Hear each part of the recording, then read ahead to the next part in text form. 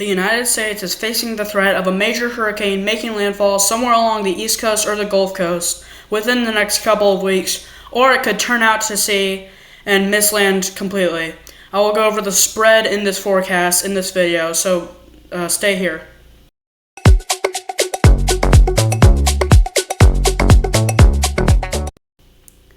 It's CBF Cyclone, Saturday, August 9th, 2025. Starting with Invest 96L, I no longer expect it to develop. It was about yesterday that the chances started really going down, and I no longer believed that it would develop. Anyway, it currently has 30-mile-an-hour sustained winds and a 20% chance of development in the next 7 days, and I do not see it developing at all. And then there is a new disturbance. Not only is it a disturbance, but it's already an Invest 97L. Currently has 30-mile-an-hour sustained winds, a 10% chance of development in the next 2 days, and a 50% chance of development in the next 7 days.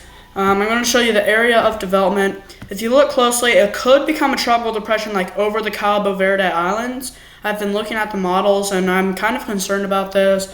The Cabo Verde Islands, they're like just off of Africa, right here. And they don't usually get storms, but it's still possible if a storm develops like really early off of Africa. And that may be what happens here. And then beyond that, I'm not really sure if it'll come toward the United States or turn out to sea. And if it does turn out to sea, of course, I'm watching for Bermuda. They're kind of in the middle of the Atlantic Ocean.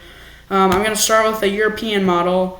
Now, about half of the models are showing it going like into the Gulf, half of them going out to sea. It may even hit somewhere in the southeast. So I'll be watching that closely. So if you look at the bottom of your screen, there's a system that starts to develop around the middle of the Atlantic, and then it doesn't go out far enough in time. But if I go to a previous model run, If I go to a previous model run, they do show it going further, and then they do show it curving away from land, and maybe hitting like Maine or something like that, and that is still like maybe a Category 2 hurricane hitting Maine, which is like strong for Maine. And then you see in the Caribbean, north of the Caribbean, there's another system that develops. I'm not sure about that system quite yet. I'm mainly focused on this first system, and then whenever that second system is, I'll keep a closer eye on that.